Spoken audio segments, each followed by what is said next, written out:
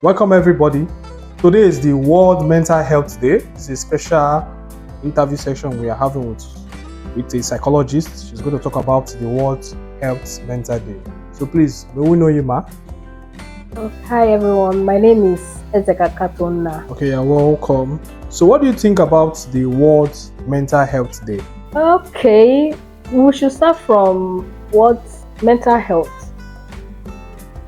Basically, mental health has to do with someone's state of mind, on how individuals, it's an individual way of state of mind on how they cope with stress, everyday stress, identifying themselves and how to deal with all the issues that come up around maybe your workplace, where you live, and your lifestyle generally. But it has to do with your state of mind. Right? Okay, thank you. So what are the commonest signs of mental health breakdowns? Okay, when most of the things to look out for in people that shows you the signs of mental health. Some people, you have their personality changes. There's this sudden change in personality, emotional changes. There are people that have sudden decrease in self-care. All of a sudden, the person's personal hygiene is so decreased. Some people get isolated from others. So when you see these little things from people around you, you just know that there's something wrong. All right, thank you. So what are the common misconceptions about mental health? There are a lot of misconceptions about mental health. But the commonness amongst us around here in Africa is that it's spiritual. That is like the easiest one. Once you have someone that is going through some sort of mental issues, the next thing is is that, it's spiritual, but it's not spiritual. And then some people feel that, it can never occur with children. Mental health can happen to anybody.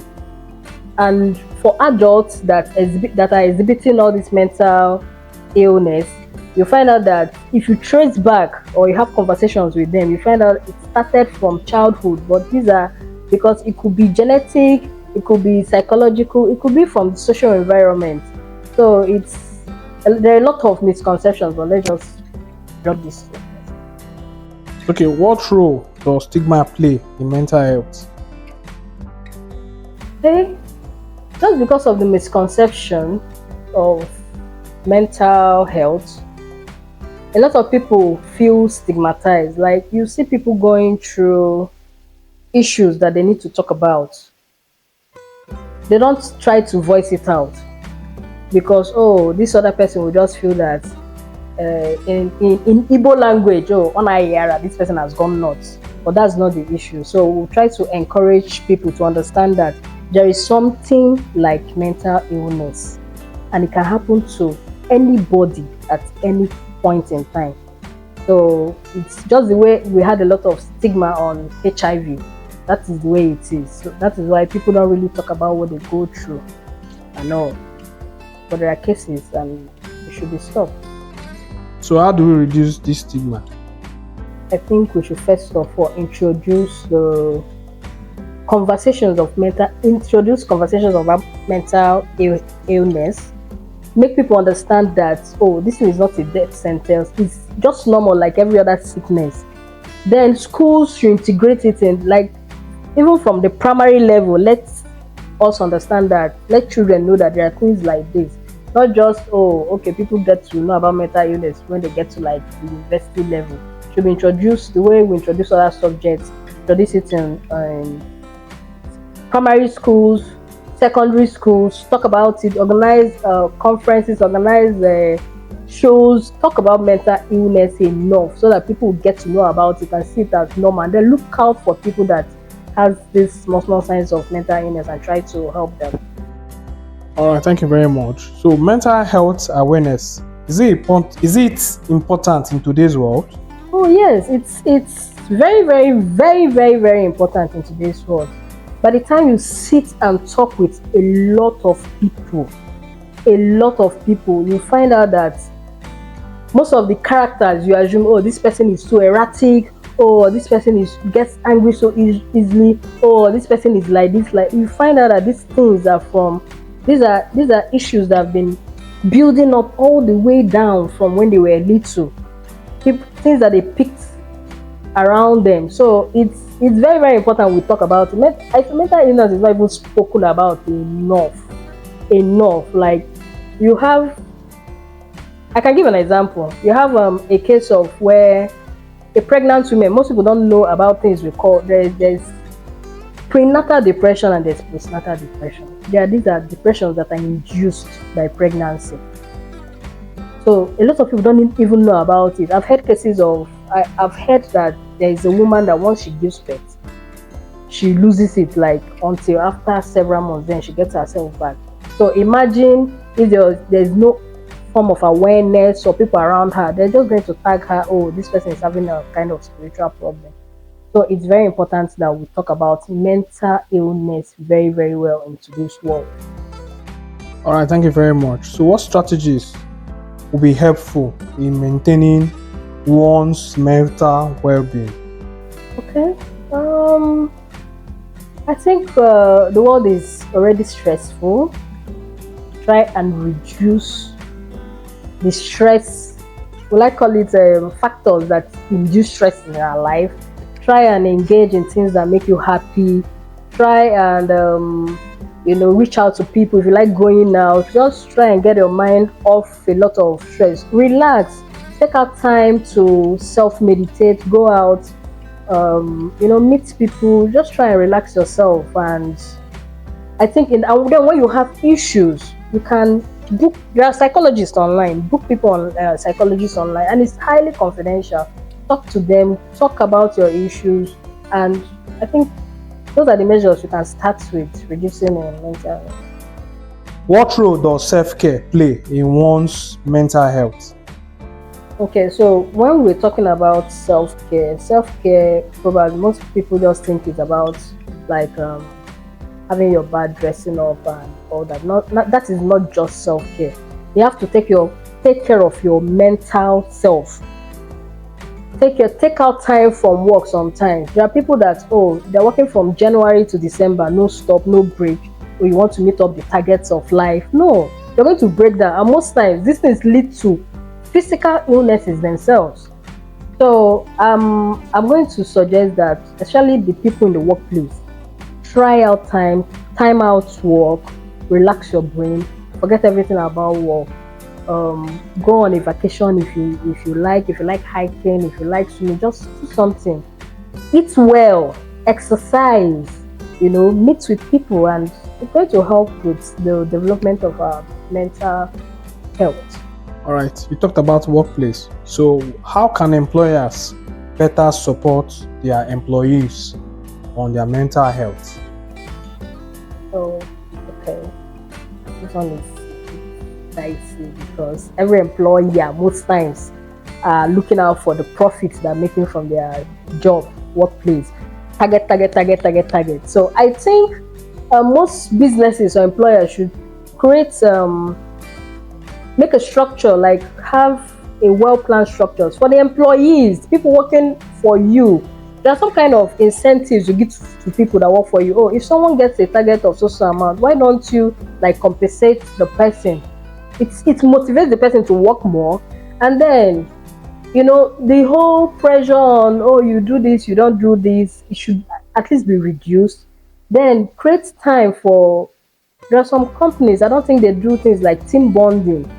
Allow your staff go out sometimes, create a recreational, I don't know how to put it, maybe in the office you have a table tennis, times to just ease themselves. There should be breaks in between work. You work, you relax, maybe play chess, play Ludo, do whatever, relax your brain first, and then motivate the ones working properly, and then some employers don't really know.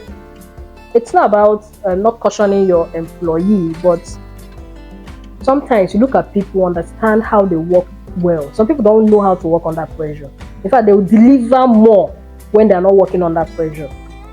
So you get to know your employees one-on-one, try to understand their personality, and then In that way, it's going to just reduce all the whole stress that comes with workplace and its environment. Okay, thank you very much. So how will mental health be integrated into the workplace culture? Oh, just like I said earlier, they should find a better structure of motivation, workplace motivation. When you work, oh, this person you're given a target for. For instance, you're asking someone to meet up like 30 targets in a month. The person is meeting up that 30 targets. You're not like compensating. Oh, I like what you did. You give the person and motivate them well, but some people don't do that. They keep bringing you down. Some people go as far as talking you down, talking about your family, telling you, oh, if not for me, you're not going to have a job, you're not going to you feed well and all that. So I think mostly there should be employer-employee relationship, not like personal relationship, but some kind of I don't know how to put it, but there should be a little bit of bond between the employer and employee. It shouldn't always be, oh, the boss and the master relationship. There should be a workplace should be like your second home, because you spend most of your whole day in the office. So I think employers should try and make it conducive, make it a second home for their employees, and then try and create all these fun things for them to do in between works also. All right, thank you. So what advice will you give to someone out there who is struggling with their mental health but is hesitant to seek help at work? My advice would be seek help. Talk to somebody. Talk to a psychologist. We have The thing is, in Nigeria, I don't think a lot of people know that we have psychologists. A lot of them are online. Talk to a psychologist. Reach out to somebody. You just need that confine that. And most trained, seasoned psychologists are very high level people that you can confide in. So just talk to them. Feel free, and it's no need holding it back, because most times these things they spiral out of control, and you find out that, oh, you might now start needing medication, to be on medication to get yourself, get better and all that. So that's just it. Okay, thank you very much. So how do governments and the community improve mental health care accessibility to everyone? Okay, the community, from stopping the barriers. For instance, the stigma. Once there is no stigma, the stigma is reduced completely. There will be accessibility. Then we have logistics barriers too. If government can create logistics, create access to the communities by providing, because most times when you want to bring in advocates, people that advocate for mental health and the rest of it, there should be logistics to this effect. But if there are no logistics, it's not going to work. Then ethnic barriers too, I guess, because some people still see it as a spiritual thing. So first and foremost, the first thing to do is to create that first awareness through education and advocacy and the rest. How does social media influence mental health, positive or negative? Okay, social media is actually a good thing. It has its positivities. It can affect someone positively. Now it creates it gives you the room to reach out to people that you've not heard from for a long time. There's this communication. It bridges communication gap, but at the same time, it can affect especially young individuals negatively. By the time you see the pictures, the lifestyles, and the things you see online, some people have this, we call it FOMO, FOMO, that is the fear of missing out.